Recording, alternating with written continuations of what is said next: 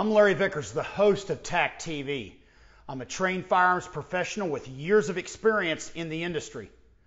On each and every episode, we have safety measures in place, so if you're not properly trained, do not attempt to duplicate anything you see on this show, ever. Well, we're here up near Oxford, North Carolina at Frank Glover's range. He runs the Carolina Cup, which is widely considered to be one of the best IDPA matches in the country. Now, my director came up with the idea that Ken and I should revisit IDPA. We were founding members way back in the day, but neither one of us has shot a real sanctioned match, a large match, in many years. We're back to shoot this one, and I'm going to be shooting the Glock.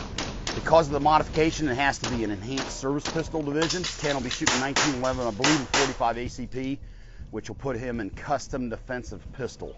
Now, one thing of note, these magazines can only have 10 rounds in them. Because when we started this, the Clinton era magazine ban was in place. And now that that's went away, there's still parts of the country where you can only have 10 round mags. In order to make it fair, make it about the shooting, not necessarily about how many rounds your gun holds, it's still, you can only put 10 rounds in it. Ken, did you ever shoot any of the old Carolina Cups? Yeah, I shot the first 3. Did you? And I was just talking to them at the stat office, and they said that this is, of course, this is the 13th one, so I haven't been here. That's the last one I shot, was the last sanctioned IDPA match of far, and that's been over 10 years ago. Wow. This is considered by most IDPA shooters as one, if not the most premier match. The Nationals are always very popular, but there are people that would argue that this is actually a better match than the Nationals. Cool. Should be a good time.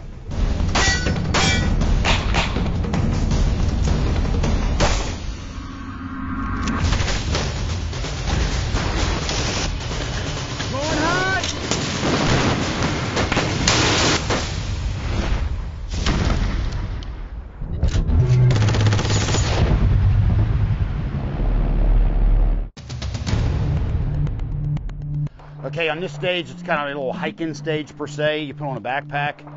You got your concealment garment on, like in this case, I'm wearing an Arc'teryx jacket. You draw. You have to engage 3 targets off to your left while you're moving forward. Move up to a determined point and engage 3 more targets. It's all from concealment. And as per usual, since I'm out of the match mode, I haven't shot a sanctioned match in many years, my camera guy had to go back and get my concealment garment for me, because when you're in the middle of June, it's going to be 90 degrees today, you really don't think about a rain jacket. How you feel? I'm ready for a nap. Yeah, a morning nap. This is about my first nap. See, you get up, Damon's our drink shooter, a cup of coffee, followed by Ken on deck. check the Weather Channel, Larry. take a nap. At age 65, you'll find out. I'm always...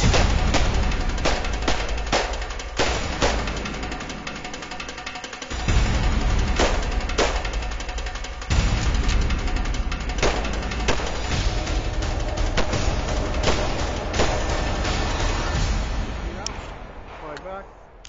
slide forward, hammer down, holster, clear, 16 flat.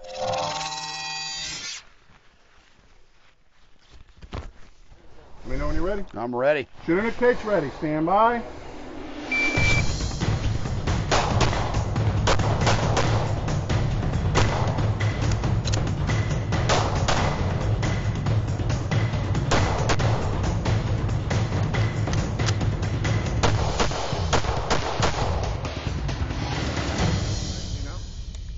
Slide back, slide forward, camera down, holster, hold here 1 second. 1575, we're clear. Had a malfunction, had a round that did not fire, so I had to rack it out. Let's see if I can find the round. 0. I'm assuming it's a bad primer, but I don't see it on the ground right now. Was a bad round, I dude. guess I couldn't find it out there. I'd have looked at it. Well, it clicked. I heard it. Had a procedural. I saw that could just stop to make it Just up. to stop to make it up. And what the? Yeah. Oh well. And that comes back to, I mean, we were just talking, the quantity of ammo is being produced today. Used to be you would have never seen something like that. Shooting out of this truck. Got 2 targets here, 3 down here, and then you got to come up and use these boxes for cover. Eyes and ears, everybody. The range is going hot.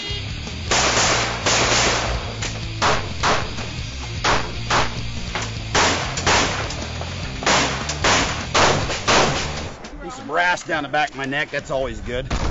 Hey, I pulled Ken aside real quick, and we want to talk a little bit about the Vickers count. Now, I've told them before, we'll tell them again, I really got the scoring system from my buddy Rob Latham. One reason or another, it got attached to me. Now, based on the value of the Vickers count, Ken and I have some thoughts we want to share with you. Yeah, if you remember originally when we first tried it for IDPA, the decision was let's make it worth every point equals a third a second. You and I, from the very beginning, were like, no, that's not severe enough. But they tried it. As a matter of fact, at the IDPA Invitational, quickly discovered out time still was way more critical. Yep. And of course, as you know, it ended up evolving to 1/2 second. Which is what it is now. What it is now. The problem is, both you and I agree, that was not the way it should have been. It should have been 1 point per second. 1 second per point, exactly. And if we had done that, you would see this actually be much more accuracy driven than it is now, which is the way it's supposed to be. Exactly, the way it was intended to be from the start. And that's what we use in our training and have used in our training for years. Absolutely. And if you're out practicing or training or you shoot IDPA, next time you do it, just make it every point you drop worth 1 second and totally score and see the difference it makes. You're going to quickly see that the thing that applies here is the same thing that applies in the real world. Accuracy is extremely critical. And without it, you're just kidding yourself. You got it. Couldn't say it better. Yeah.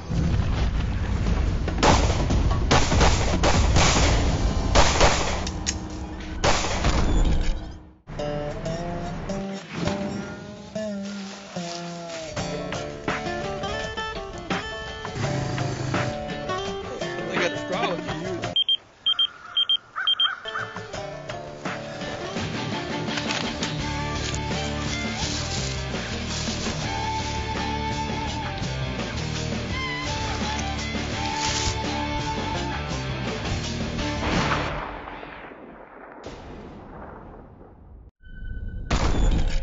All right, shooter, understand the course fire. Yes, sir. Shooter ready? Ready. Shooter is ready, stand by.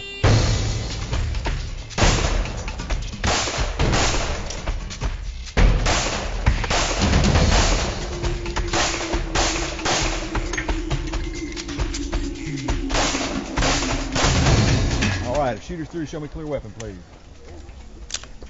Slide forward, hammer down, holster. Range is safe. Shooter is ready, stand by.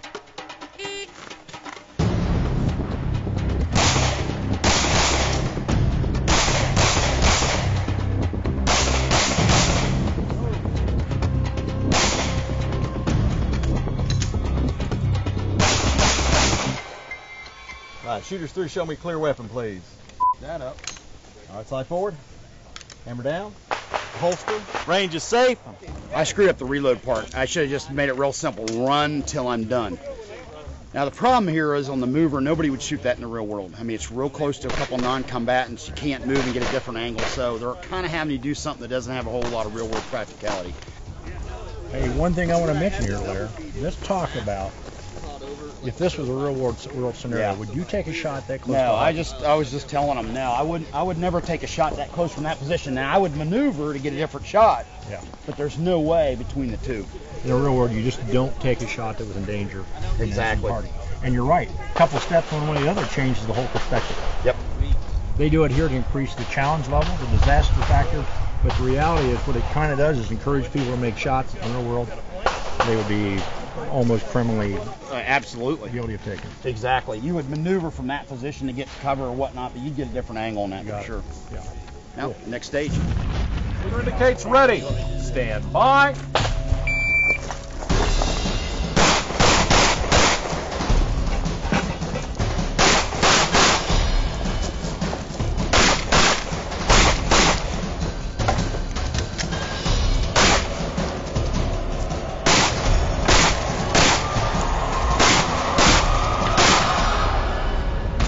Stand by.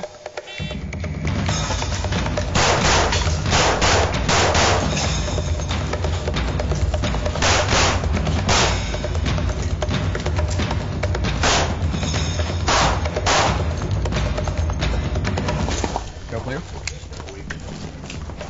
All right, Nicely done, Mr. Paxton. One of the best we've seen. yeah, I got it.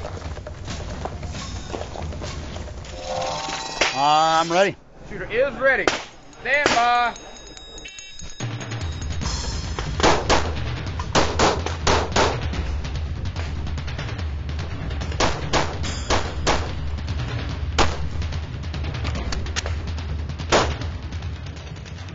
Clear. 1273. I'm ready, brother. Shooter is ready. Stand by.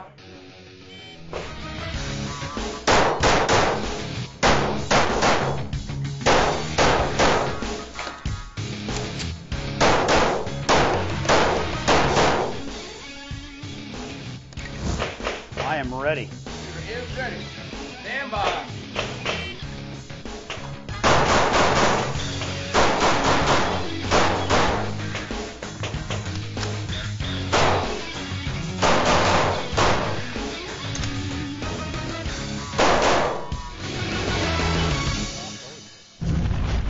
Okay, Ken and I wanted to take a little break. We're partway through the match, and we wanted to look at a stage here that we like. It's a real simple stage. It's one of the best stages so far.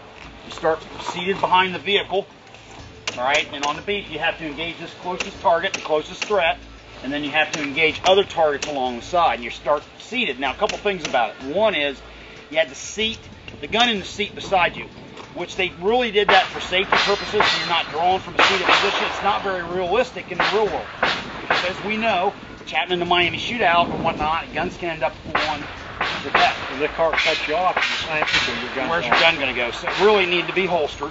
What else did you see that you liked or didn't like? Well, again, I think it's a very simple stage. You could say not a lot of excitement, pretty much down to real life. If you take a look at that target right there, the case in point. That target, if it was scored down 1 second per point, would be down 7 seconds. Yep. Which would be probably over half of what time it took most people to do it in. So the reality is, that's a hosing match. None of those 3 shots in a row will probably be very effective. I couldn't agree more. Remember, you're shooting handgun caliber, not rifle caliber. And bottom line, we talked about the 1 second per point, and now I'm even more convinced that IDPA needs to make that change. We've seen way too much of an emphasis on speed here, not enough emphasis on accuracy. And in the real world, remember, the accurate hits are what's going to get the job done. That's unacceptable. You slide by it in a match because that guy's not shooting back. But in the real world, that guy's going to ventilate you, and he could be in a world of hurt. Another thing which you may have caught, and you watch it later on, see, a lot of these guys, when they finish that last shot, they automatically unload their gun to show it to them. Their program, they break the last shot, they're unloading their pistol. Well, think about that as a habit. Remember, you are in the real world what you practice. And if you practice that constantly on the range of unloading your gun as soon as you think you're shooting, think of, I don't have to go into detail, think how lame that is. Yeah, that's a bad habit. It's a classic case of what we talk about training scars. When we see that in some of our classes, guys shoot a lot of competition, they bring those training scars to the class and they're running around with an empty gun, or as soon as they come off the target, they clear their gun out. Exactly what you don't want to do in the real world. And they would argue, well, I'd never do that in the real world. You know what? You do in the real world what you've been programmed to do. When precision matters, when performance is everything, when quality is essential. With complete weapon systems, free float rails, and cold hammer forged barrels, Daniel Defense is a leader in small arms manufacturing technology. When the next shot could save your life, I trust Daniel Defense.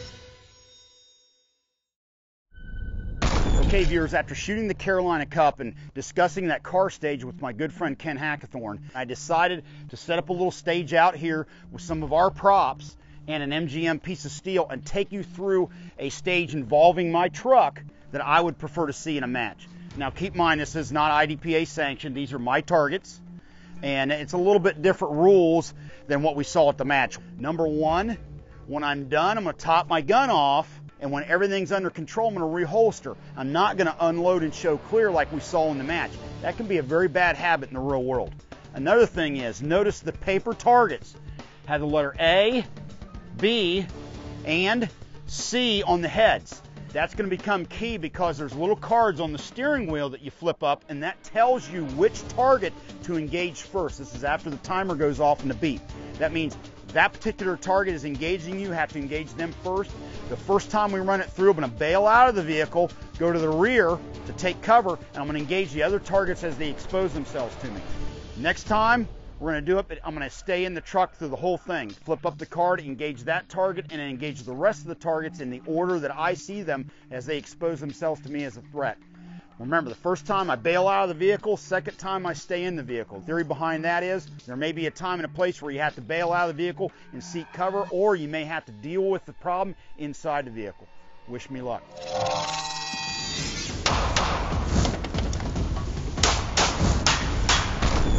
Okay, before we start, let me take you through the scoring. This is my target, my show, my rules. All right, remember, not IDPA sanctioned. First off, if I shoot and any of the rounds go inside this outer circle, -0 added to the time, or in the head box. Either way, I don't get any penalty. Those are shots where they need to be. If I throw a shot out into here, it's 1 second per shot. And if I happen to throw it and miss it entirely and throw it out on the brown, it's 5 seconds per shot. So it behooves me to make sure I have accurate hits on target, just like in the real world. Remember my motto, speed is fine, accuracy is final. Okay, gang, during the break, my crew rearranged the cards so I don't know what order they're in. I'm gonna go ahead and load and make ready. Time to go hot.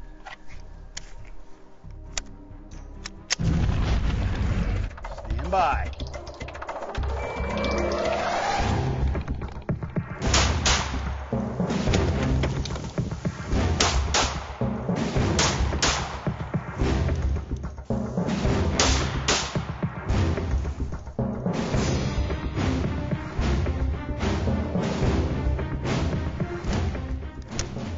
Okay, everything's under control. I'm going to go ahead and holster. Now let's check the targets. All right, time was 12.48. B target was first. That was the card I flipped. I got 2 shots on this and I bailed out of the vehicle. Remember, that was the scenario. And as I withdrew to the rear of the vehicle to take cover, I took A, which was the next target that exposed itself to me, and then I shot through the open window of the truck and got the 2 shots on the MGM steel. Came back to the most advantageous position in the rear of the vehicle for cover purposes, basically putting the most vehicle between me and the last target, and I engaged the C target right over the corner. Good run. Frankly, I wouldn't want to do it again. That's the kind of scenario I like to do, to throw a little variable in there, and it breaks up that sequence. You don't have the follow the leader type thing that we saw at the Carolina Cup. Now we're going to do the same thing. Crew's going to switch the cards again, and now I'm going to do it static, whereas I can't get out of the vehicle. For whatever reason, I'm trapped or I don't have the opportunity to get out, and I have to engage all the targets from behind the driver's seat.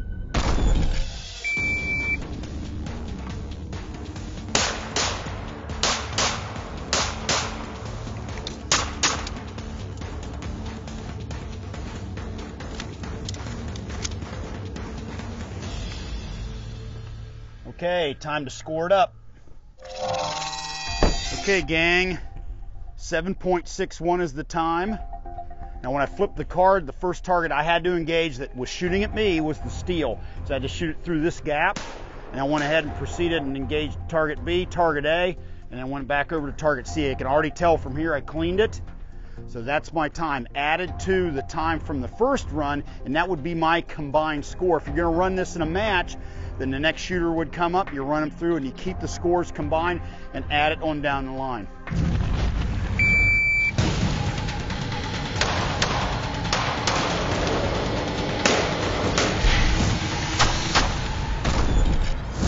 Okay, to wrap this up, remember there's only so many things you can do when you're shooting at paper targets or even steel targets that don't shoot back. But let's try to keep it in a real world context. One of the reasons why I make sure I do a good scan and assess around this area and behind me and top the gun off is to make sure I don't build a training scar of immediately unloading my gun and showing clear for a range officer. We've seen that numerous times, and I'm convinced that can cause bad habits in the real world. Remember, if you happen to be running a stage like this or a match per se, try to keep it fresh for each shooter, because if not, the next guy coming up can kind of learn and gain things out by the guy that goes ahead of him. Remember, that doesn't reflect the real world. And last but not least, one of my pet peeves, always try to use a gun that reflects something that you would use in the real world, whether it's concealed carry or for duty use. Don't have sights or modifications or a light trigger pull that you wouldn't actually carry and depend your life on. There's no reason to be using it in a match. Remember, that can add to a training scar, can bite you at the worst possible time. Hunting takes total awareness. It's you versus your quarry. Don't hunt with one eye closed, or it can come back to bite you. You can't think about the shot. It just needs to happen. No matter where you go, no matter what you hunt, you need confidence, because the moment of truth lasts just seconds. when it all comes down to making your shot, and failure is not an option. I trust Aimpoint. Aimpoint hunting sights give you the edge. Ready, stand by.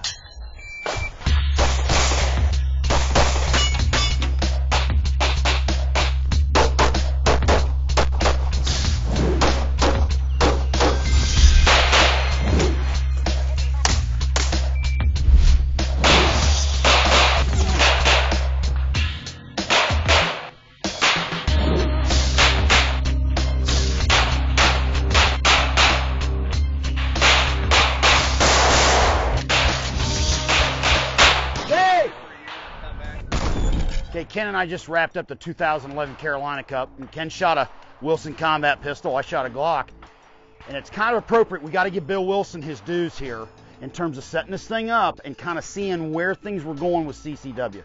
As a matter of fact, at the time, we didn't really appreciate it. In many ways, he was a visionary because he sensed that the whole CCW thing was going to grow. And by the far, I think if you have to look at entry-level shooters coming into IDPA, the whole CCW thing has been the greatest source of new membership. IDPA has grown actually greater. It's become more popular. It's got a better footing than I ever really imagined it would. And I think clearly the IDPA thing is kind of the thing that opens the door for people to say, I want to try this. Absolutely, much more so than USPSA. It was designed, a guy could take a pistol, 2 magazines, a belt, a holster, a mag pouch, and a concealment garment, and he can come out and shoot. Right. And the stages were designed to support that thought process. And like you talked about earlier, the things that we could change now if we could, one of which is we would convert it to it's 1 second for every point you drop. We both know that is much more realistic from a real world standpoint. There's another issue that both of us are aware of, not really on the surface. Most people don't catch it. It has to do with trigger pull. Yeah, absolutely. One thing, we did some filming with Rob Latham out in Arizona. Off camera, I was checking out his trigger pull, and Rob is now shooting a 1.25 pound trigger. And that's great. I mean, he's the greatest handgun shooter ever lived and competitive shooter. But the problem is, if you look at it from the CCW point of view, that IDPA is kind of hand in hand with, that's completely the wrong message. They need to institute a trigger pull minimum. You and I both would agree it would be 4 pounds. We wanted to do that back in the day, along with some other stuff. That got shot down. It's more important now than ever. Absolutely. And the kicker is, we both agree, anybody that carries a gun for self-defense, I don't care if it's soldier, policeman, private sector, civilian, whatever, nobody's going to have business carrying a trigger like that. Yet we have people come out and practice and say, well, I just use it as my match gun. Well, the reality is you're kind of practicing the wrong thing. Absolutely. Training scars once again. If you're relying on a trigger that light to get a good score, remember, under conditions of stress in the real world, that adds to accidental discharges, which adds to people get shot that shouldn't get shot, and that's bad news all the way around.